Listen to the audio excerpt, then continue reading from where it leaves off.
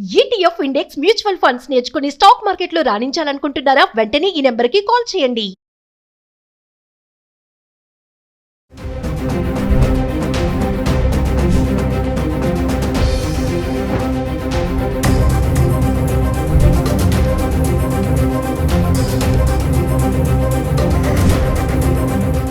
Hello viewers, welcome to Suman TV. ప్రస్తుతం మనతో పాటు ఉన్నారు family counsellor, motivational speaker, public speaker Rajani Ramma గారు.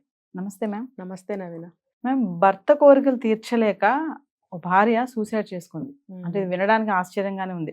భర్త కోరికలు తీర్చలేకపోవడం ఏంటి? పెళ్లి చేసుకున్నాక ఖచ్చితంగా హస్బెండ్ కి వైఫ్, వైఫ్ కి హస్బెండ్ సమ్ ఉంటే రొమాన్స్ ఉంటుంది, సెక్స్ ఉంటుంది, ఓకే. తీర్చలేక ఆత్మహత్య అంటే ఎంత టార్చర్ చేశాడు ఆ విషయంలో అనుకుంటే, మన లోపలికి వెళ్ళి చూస్తే గనక న్యూస్లోకి టాబ్లెట్లు వేసుకొని వచ్చి ఆమెని పాన్ వీడియోస్ చూసి అలా చేయాలి అని చెప్పేసి ఇంత టార్చర్ చేస్తే ఆమె చనిపోయింది అంటే ఓవరాల్గా చూసుకుంటే మనం చాలా వీడియోస్లో మాట్లాడుకున్నాం. అంటే ఒక సైకో హస్బెండ్ గురించి మాట్లాడుకున్నాము, భర్త యొక్క మెంటాలిటీ ఎలా ఉంటుంది. ఇలాంటి భర్తలు కూడా ఉంటారా? భార్యే కదా, పెళ్లి చేసుకోవడం ఎందుకు? భార్య కాబట్టే హక్కులు అనమాట చట్టరీత్యా. అంటే నేనేం చెప్తే చెయ్యాలి కాదు, భర్తను కాబట్టి ఎవరు అనుమానించరు. భర్త కాబట్టి యాక్సెప్ట్ చేస్తారు, భర్త కాబట్టి సర్దుకో అమ్మా అని చెప్తారు. మరి భర్తే కదా చేయమన్నాడు అని కూడా అంటారు కదా. ఏమైందమ్మా, భర్తే కదా చేయమంటున్నాడు, భర్త ఇష్టమే కదా, భర్తే కదా, ఇంకెవరో కాదు.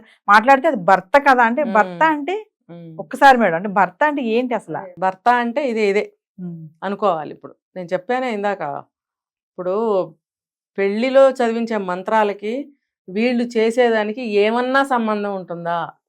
వీళ్ళు ఏంటంటేనండి, పైకి కనపడని సైకోలు ఉంటారు కొంతమంది అని వాళ్ళ తల్లిదండ్రులకు తెలుస్తుంది. అది కప్పిపుచ్చి ఎలాగోలా పెళ్లి చేసి దరిద్రం వదిలించుకోవాలి, ఇంట్లోంచి పంపించేస్తే వాడు కాపురం వాడు చేసుకుంటాడు, లేకపోతే పెళ్లి చేస్తే మారతాడు. అంటే తెలిసి కూడా చెప్పని తల్లిదండ్రులు ఉన్నారు. అంటే ఇదమిద్దంగా కరెక్ట్గా ఇది అని గ్రహించలేకపోవచ్చు, కానీ ఏదో ఒక కోణంలో వాళ్ళతో కొంచెం పరేషాన్ అవుతూ ఉంటారు. అవుతూ ఉన్న క్రమంలో పెళ్లి చేస్తే బాగుపడతాడు అనో, పెళ్లి చేసి పంపించేస్తే మాకు వదిలిపోతుంది బాబాయ్, మాకు ఎందుకులే, పెళ్ళామే సరి చేసుకుంటుంది, మార్చుకుంటుంది అనో అనుకుంటారు. మూడో యాంగిల్లో చెప్పాలంటే, కంప్లీట్గా అతని గురించి తెలిసి ఉంటే కనుక అమ్మ వీడితో మనం వేగలేం, పెళ్లి చేసి తోసేద్దాం బయటికి అని కూడా అనుకునే తల్లిదండ్రులు ఉన్నారు. కాబట్టి ఒక వైపు నుంచి వాళ్ళు వదిలించుకోగలుగుతారు ఎలాగోలా, కానీ కొన్ని పరిస్థితుల్లో వాళ్ళు కూడా ఏమీ చేయలేని స్థితి. ఇప్పుడు వీడు ఇలా చేశాడు, దీనికి తల్లిదండ్రులు ఎంత మాత్రం కారణం అవుతారు? వాళ్ళకి వీడి లోపల ఉన్న మృగము, రాక్షసుడు, ఒక సైకో వాళ్ళకి కనిపించాడో లేదో. మరి కట్నాలు బాగానే తీసుకున్నారంట, ఆ తల్లిదండ్రులు ఉన్న ఇల్లు వాకిళ్ళు అమ్మేసి ఊరి కూడా చేసుకుని ఉంటున్నారు అవన్నీ వీళ్ళకి ఇచ్చి. అసలు ఎందుకు ఇవ్వాలండి? నువ్వేమిస్తున్నావురా? నువ్వేమిస్తున్నావు? నువ్వు కదా రూపాయా 2 రూపాయలు ఎంత తాడు, అది పట్టుకొచ్చి కడతావు మెళ్ళలో, నీకేం ఖర్చురా?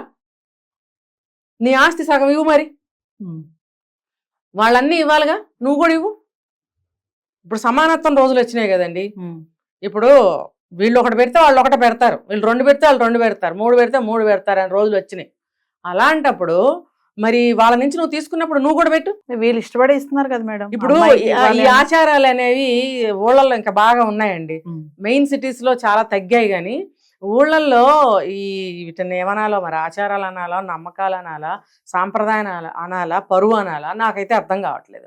మొత్తానికి ఊళ్ళ వైపు కట్న కానుకలు అనే పద్ధతులు, లాంఛనాలు, అవి ఇవి నాటుగా పాతకాలం పద్ధతులు ఇంకా కొన్ని చోట్ల ఉన్నాయి. ఇలాంటి కేసులు బయటకు వచ్చినప్పుడు జనానికి బాగా తెలుస్తుంది, ఊళ్ళ వైపు వెళ్ళి చూస్తే ఇంకొక బాగా తెలుస్తుంది. ఇప్పుడు ఇది కూడా అంతే, ఉన్నవన్నీ ఊడ్చి అమ్మి అతనికి ఇచ్చి వీళ్ళు పూరి గుడిసె వేసుకుని ఉండాల్సిన అవసరం ఏంటండి? ఇప్పుడు ఎక్కువ ఉందనుకోండి, నీ ఇష్టం, పిల్ల బాగా చూసుకుంటారు పిల్లని, మా పిల్లకి ఇచ్చుకుంటున్నాము అనుకుని కొంత తీసి ఆ పిల్లకి ఇస్తే ఓకే. అసలు మొత్తం ఊడ్చి నువ్వు రోడ్డు మీద చిన్న పాక వేసుకొని నువ్వు ఉంటున్నావే, అంత ఊడ్చి వీడి మొహాన్ని పెడితే ఆ తల్లి అదే చెప్తుంది, వాడు ఎదాన కొట్టాం మేము, కొడితే మేము రోడ్డు మీద ఉండాల్సిన అవసరం ఏంటి నా తల్లి వాపోతుంది. ఇది ముందు ఆలోచించుకోవాలి. మొత్తం మీకు లేకుండా ఎందుకు చేసుకున్నారు? కొంత ఉంచుకోవాలి కదా. మరి అంత ఇచ్చినప్పుడు వాళ్ళు ఎలా ఉండాలి? మరి అంత కట్న కానుకలు తీసుకుని మరి ఆ కొడుకు పెళ్లి చేశారే వాళ్ళు. మరి అలాంటప్పుడు కొడుకు సంగతి తెలుసా లేదా? అసలు వాళ్ళకి తెలిసే మీరు ఇన్ని కట్న కానుకలు డిమాండ్ చేసి పెళ్లి చేశారా? చూడండి, ఆ పెళ్లి ఫోటో ఒకటి చూపించారా? అది అసలు అతని ఫేస్ నేను చూడలేకపోయాను. నిజాది నిజంగా నిజంగా సైకోలాగానే ఉన్నాడు వాడు, ఫేసు వాడు. అతనికి మళ్ళీ ఒక సూటు, కూర్చోడానికి ఒక సింహాసనం లాంటి ఒక సీటు, రిసెప్షన్, మరి ఆడి బొంద ఏంటో నాకు తెలియదు. ఇలాంటి ఒక జీవికి అంత మర్యాదలు, అంత ఇది అవసరమా? అంత గ్రాండ్గా చేయాల్సిన అవసరమా? వీళ్ళు అన్నీ అమ్ముకొని పూరిపాకలో ఉండి అతనికి అవన్నీ వేసి చూసి పెళ్లి చేయాల్సిన అవసరం ఉందా వీళ్ళకి? మరి తల్లిదండ్రులు కూడా అన్ని డిమాండ్లు చేసి పెళ్లి చేసుకున్నారు. చేసినప్పుడు ఆ పిల్లని కొన్ని నెలలన్నా బాగా చూసుకున్నాడా? ఇదే అనుకున్నాడండి. ఇప్పుడు చాలా మంది ఇలా కూడా ఆలోచిస్తున్నారు. భార్య అయితే జెన్యూన్గా ప్రశాంతంగా చేసుకోవచ్చు ఏ పనులైనా. అదే బయట వాళ్ళని పిలిస్తే రకరకాల సమస్యలు కదా, రోగాలు ఉండొచ్చు, అల్లరి అవ్వచ్చు, డబ్బులు పోతాయి, ఇన్ని ఉంటాయి. ఇంకోటి ఏంటంటే ఎప్పుడు పెడితే అప్పుడు రారుగా వాళ్ళు.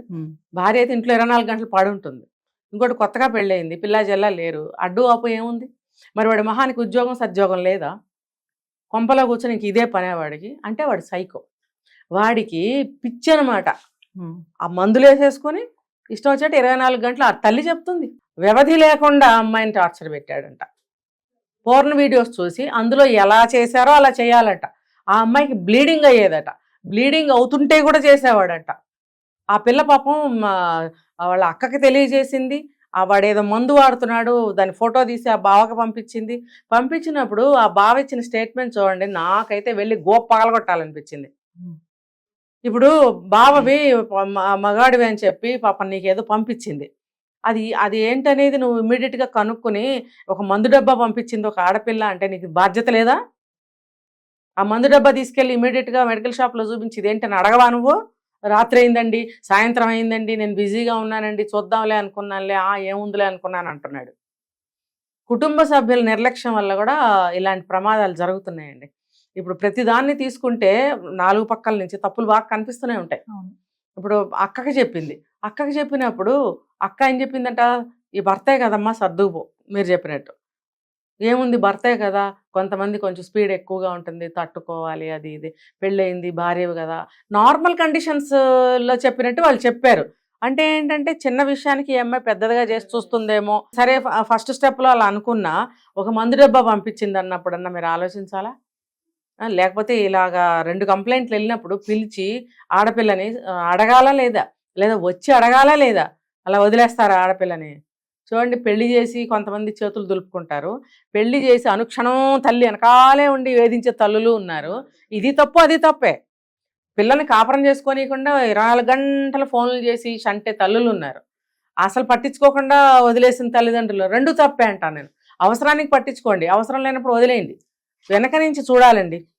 తాబేలు తన పిల్లల్ని 24 గంటలు చూస్తుందంట. ఎక్కడి నుంచి? దూరం నుంచి. దాని పక్కనే పెట్టుకుని ఏం చూడదు. అలాగా అది తల్లి తాబేలు పిల్ల తాబేలుని అలా దూరం నుంచి చూస్తుందంట. వాళ్ళు ఎలా వెళ్తున్నాయి, ఏం తింటున్నాయి, ఎటువైపు. ఎందుకంటే అవి మెల్లగా నడుస్తాయి కదా, ఏదన్నా జంతువు అటాక్ చేస్తుందని ఒక తల్లి తనిస్తున్న సెక్యూరిటీ అన్నమాట. దూరం నుంచి కనిపెడుతూ ఉంటుంది. అంటే మేడం, కట్న కానుకలు ఇచ్చి ఆడంబరంగా పెళ్లి చేస్తున్నారు, కానీ అబ్బాయి ఎలాంటి వాడు, బ్యాక్గ్రౌండ్ ఏంటి, క్యారెక్టర్ ఏంటి, తల్లిదండ్రులు ఎలాంటి వాళ్ళు, అబ్బాయికి ఏమన్నా బ్యాడ్ హ్యాబిట్స్ ఉన్నాయా, మెంటాలిటీ ఏంటి, ఇవన్నీ చూడట్లేదని అంటారా? కొంతమంది చూడరండి. ఆడపిల్లలకి పెళ్లి చేసి తోసేసామా లేదా, మా దరిద్రం వదిలిపోయింది, మా గుండెల మీద కుంపట్లు. మరి చాలా హంగామాగా చేస్తున్నారు కదా మేడం, అంత ఖర్చులు పెట్టి చేస్తారు. పెళ్లి చేయాలి, ఒక 400-500 మంది కన్నా భోజనాలు పెట్టాలి, తర్వాత వచ్చిన వాళ్ళకి అందరికి ఏర్పాట్లు చూడాలి, కొంతమంది పసుపు కుంకాలు పెట్టుకోవాలి, వచ్చిన వాళ్ళు మర్యాదలు చేయాలి. ఎవరికి ఎక్కడ ఏది తక్కువైనా పీకేస్తారే ఈ బంధువులు. మరి అవన్నీ చూసుకోవాలి కదా, తప్పదు ఇంకా వాళ్ళకి అది.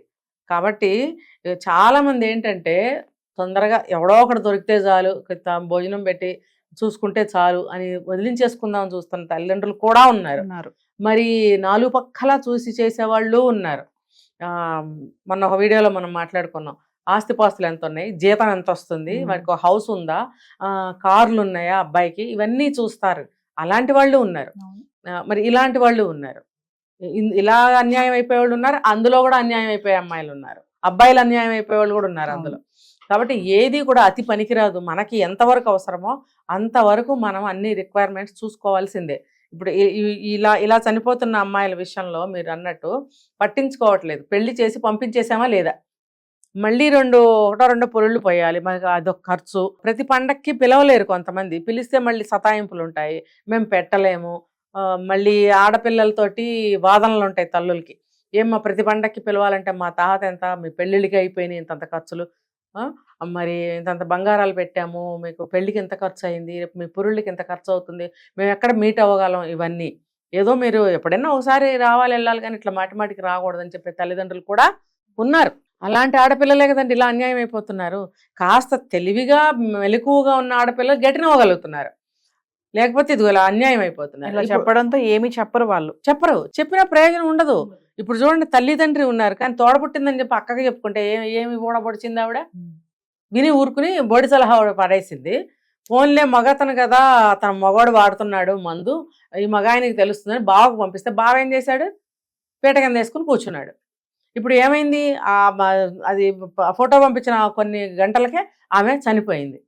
ఇప్పుడు ఇష్టం వచ్చినట్టు ఎప్పుడు పడితే అప్పుడు ఆ అమ్మాయిని టార్చర్ పెట్టడం వల్ల ఆ అమ్మాయికి బ్రతుకు మీద ఆశ చచ్చిపోయింది, దుర్భరం అయిపోయింది, జీవితం నరకప్రాయం అయిపోయింది. అది చూడండి, చీమ కుడితే మనకి 5-6 గంటలు ఇక్కడ వాపు వచ్చి ఎర్రగా అయిపోయి దురద, మంట, నొప్పి అన్నీ కలుగుతాయి.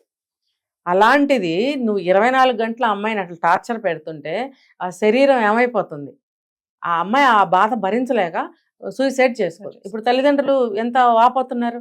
ఇప్పుడు అతనికి ఎటువంటి శిక్ష వేయాలి, ఏ శిక్ష వేసినా తక్కువే. చూడండి, హింస పెట్టే మార్గాలు అనేకం చూపిస్తున్నారు ఇప్పుడు ఈ దుర్మార్గులు. ఈ అన్ని రకాలు కలిపి చూపించాలి వీళ్ళకి. ఒక రకం శిక్ష పనికిరాదు వీళ్ళకి. వీళ్ళు సొసైటీలో ఉండటానికి తగరు. జైళ్లలో పెట్టి ముప్పొద్దుల మేపి గాడిదల్లాగా వాళ్ళని కూర్చోబెట్టడం కాదు, మహా అయితే ఏదో కూలి పని చేయిస్తారేమో, చిన్న చిన్న పనులు చేయిస్తారేమో, అదేనా వాళ్ళకి వేసే శిక్ష? అంటే బయట ప్రపంచం కనిపించనివ్వకుండా జైల్లో ఉంచితే అది శిక్ష ఎలా అవుతుంది? అది ఇప్పుడు ఎలా మాట్లాడుతున్నారు, 4 రోజులు ఉంటాం బయటకు వస్తాం, ఇక్కడికంటే ఇక్కడ కష్టపడాలి, డబ్బు సంపాదించాలి, భార్య బిడ్డలకు పెట్టాలి, మేము తినాలి, డబ్బులు రాయాలి, పెళ్ళిళ్ళు చేయాలి, చదువులు చెప్పించాలి, ఎంత ఎవడబడతాడు లోపలికి వెళ్ళి కూర్చుంటే పెడతారు మాకు. ఇలా వాగుతున్నారు. వీళ్ళకి వేసే శిక్ష అదే అండి, 10 ఏళ్ళైనా 20 ఏళ్ళైనా అది కాదు వేయాల్సింది. వీళ్ళని వేరే విధంగా వేయాలి. వీళ్ళకి సమాజంలో జైలైనా, ఊళ్ళో అయినా, ఇంట్లో అయినా ఉండే అర్హత లేదు వీళ్ళకి అడవిలో ఏలాడగట్టాలి. శిక్ష లేకపోవడం వల్లే భయం కూడా లేకుండా పోతుందంటారు. భయం అనేది ఎక్కడుందండి? భయం అంటే ఏంటో తెలియాలి వాళ్ళకి. అడవిలో చేతులు కాళ్ళు 4 పక్కలకి చీల్చి ఇలా కట్టేసి అడవిలో వదిలేయాలి.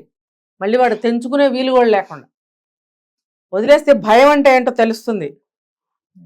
ఆ పిల్లని అంత భయభ్రాంతులకు గురి చేశాడు. అసలు భయం అంటే ఏంటో తెలుసా వాడికి? ఆ భయం అంటే ఏంటో ఇలాంటి వాళ్ళకి తెలియచేయాలి. అదే మేడం, ఒక విషయం అంటే తల్లిదండ్రులు కూడా ఇక్కడ మనం కొంచెం చెప్పాలి.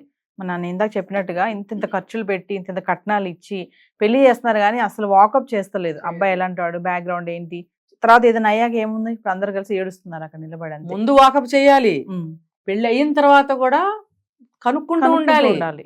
ఇప్పుడు బావమరిది అని ఒక పాత్ర ఉంది, గుర్తుందో లేదు ప్రజలకి. బావమరిది అని ఒక పాత్ర ఉంటుంది. బావమరిది అంటే ఏంటంటే బ్రతుకు కోరేవాడు. అక్క బ్రతుకే కానీ అక్కను పెళ్లి చేసుకున్నాడు కాబట్టి బావమరిది బావ బ్రతుకు కోరతాడు అంటే చెల్లెలు బాగుండాలని, చెల్లైనా అక్క అయినా సరే ఈవిడ బాగుండాలంటే ఆయన బాగుండాలి కాబట్టి బావమరిది బావ బ్రతుకు కోరతాడు అని అంటారు కదా. ఆ బావమరిది పాత్ర అటువంటిది. ఏ చిన్న విషయం, ఏ చిన్న పని తగిలినా అతను వస్తాడు. అక్క బాగున్నావా, చెల్లి బాగున్నావా, బావగారు బాగున్నారా, ఎట్లా చూసుకొని వచ్చి ఒకరోజు ఉండి అన్ని గమనించేవాడు. ఇంటికి తీసుకెళ్ళి రాయబారి అనమాట.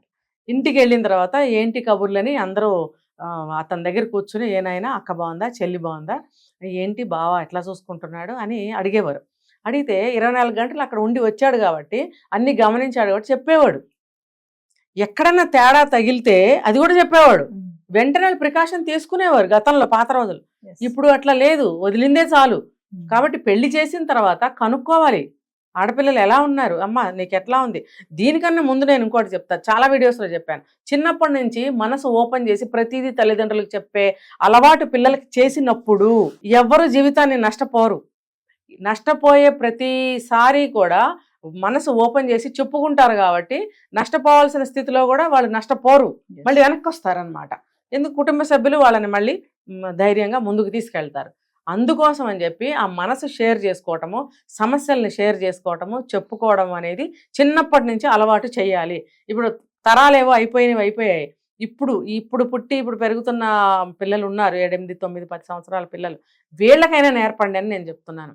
వీళ్ళకి నేర్పితే వీళ్ళైనా సరే రేపు వచ్చే రోజులకి కష్టాలు బాధలు పడకుండా జాగ్రత్త పడగలుగుతారు కదా. తల్లిదండ్రులు అనేవాళ్ళు పిల్లల్ని ఎప్పుడు కాసుకోవాలండి. పెళ్లి చేసాం, పంపించేసాం, ఆ అబ్బాయిని అటు పంపించేసాం, సరిపోయింది, ఆ హాయిగా ఉన్నాం మెద్దరని ఎప్పుడు అనుకోకూడదు. ఎందుకంటే ఎప్పుడున్నా ఎక్కడున్నా సరే ఎలా ఉన్నా సరే కనుక్కుంటూ ఉండాలి. వెళ్ళలేని స్థలాలు అయితే ఫోన్లు చేసి కనుక్కోవాలి. ఇప్పుడు ఫోన్లు చేస్తే పిల్లలు విసుక్కునే స్థితిలో ఉన్నారు, చెయ్యలేని స్థితిలో వీళ్ళు ఉంటున్నారు. అలా కాదండి, ఈ విషయాన్ని బాగా అర్థం చేసుకోవాలి. తల్లిదండ్రులు ఫోన్లు చేస్తున్నారు అంటే మేము ఇక్కడ ఎలా ఉంటున్నాం కనుక్కోవడానికని పాజిటివ్ మైండ్తో వాళ్ళు తీసుకోవాలి. మమ్మల్ని డిస్టర్బ్ చేస్తున్నారు, మేము పడుకున్నాము, తింటున్నాము, ఉద్యోగానికి వెళ్తున్నాము, దారిలో ఉన్నాము అనే కుంటి సాకులు, ఎదో సాకులు చెప్పే పిల్లలకి నేను చేసే హెచ్చరిక ఇది. మీరు అర్ధరాత్రి అపరాత్రి తింటున్నా, పడుకుంటున్నా, భార్యతో పడుకున్నా, ఇంకోటి చేస్తున్నా, ఫోన్ వచ్చిందంటే ఎత్తి తీరాల్సిందే. ఎత్తండి. మీ తల్లిదండ్రులు ఫోన్ చేస్తే ఎత్తరా? మీరు ముద్ద నోట్లో పెట్టుకుంటే ఆపండి, ఫోన్ ఎత్తండి, ఫస్ట్ మాట్లాడండి. ఎంతసేపు మాట్లాడతారు? మీరు అన్నం తింటున్నావు అని చెప్తే వాళ్ళే పెట్టేస్తారు. అంత మాత్రం మీకు తెలియలేదా? నువ్వు తింటాం ఆపేసి మాతో మాట్లాడని ఎవరంటారండి? ఏం చేస్తున్నావు అని అడుగుతారు వీళ్ళు. తింటున్నావు అంటారు, సరేనని మళ్ళీ చేస్తాను పెడతారు వీళ్ళు. 5 నిమిషాల తర్వాత మళ్ళీ కాల్ చేయి. లేదు సరే అని వీళ్ళు పెట్టేసినప్పుడు ఓకే, ఇంకే విషయాలు ఏమి లేనప్పుడు. అంతేగాని ఫోన్ ఎత్తకపోవడం, మిమ్మల్ని ఏం డిస్టర్బ్ చేసేస్తారు? మీరు ఎక్కడెక్కడో ఉంటారు, ఎలా ఉంటారు ఏంటి అని తెలుసుకోవటానికి చేస్తారు. తెలుసుకుని తీరాలి. పిల్లలు చీ అన్నా చా అన్నా మీరు కనుక్కోండి. తల్లిదండ్రులు వాళ్ళు అలాగే చేస్తారు. జ్ఞానం లేని పిల్లలు కదా వాళ్ళు. మనం పెద్దవాళ్ళం, మనము బిహేవ్ చేస్తే వాళ్ళు మనల్ని చూసి బిహేవ్ చేస్తారు. మంచి అయినా చెడైనా మనము చేసి చూపించాలి, మనం నేర్పించాలి. 2 సార్లు ఇసుక్కుంటారు, 3 సార్లు ఇసుక్కుంటారు. విషయం అర్థమైన తర్వాత వాళ్ళే మన దారిలోకి వస్తారు. పలకరిస్తూ ఉండండి. ప్రతిరోజని కాదు, వాళ్ళని అలా విసిగించద్దు. 4 రోజులకో 5 రోజులకో అయ్యా బాగున్నావా, అమ్మ బాగున్నావా అని పలకరించదు. విధి అది, తప్పదు. దూరాన్ని ఉంటున్నారు, లేకపోతే పక్క సందులో ఉంటున్నారు. పక్క ఇంట్లో ఉంటేనే మనకేం తెలియటం లేదే, పక్క గల్లీలో ఉంటే ఏం అర్థం అవుతుంది? అన్నీ తెలుసుకోవాలి. ఆడపిల్లలు ఎలా ఉన్నారు, మగపిల్లలు ఎలా ఉన్నారు, పిల్లల్ని ఎప్పుడు కూడా కాసుకుని కనుక్కుంటూ ఉంటే చాలా వరకు మనం అరికట్టచ్చండి. పిల్లలు ఓపెన్ అప్ అయ్యే మెంటాలిటీని చిన్నప్పటి నుంచి పెంచాలి. అప్పుడు ఆడపిల్లలు ఎలాంటి స్థితిలో ఓపెన్ చేసి చెప్పగలుగుతారు, ఆ గండం నుంచి బయట పడగలుగుతారు. చూడండి, ఆ దుర్మార్గుడికి బలైపోయిందా లేదా? ఇప్పుడు ఈ వారంలో ఇలాంటి కేసులు ఎంతమంది ఆడపిల్లలు చచ్చిపోయారు తెలుసా? ఎంత బాధ వేస్తుందో తెలుసా? ఆ పిల్లల తల్లిదండ్రులు కాసేపు 2 రోజులు నెల ఏడుస్తారు. ఇదంతా మీరు జాగ్రత్తగా ఉంటే ఏడ్చే పరిస్థితి రాదుగా. మీ పిల్లల్ని మీరు జాగ్రత్తగా కాపాడుకోండి, అది నేను చెప్పేది. Thank you.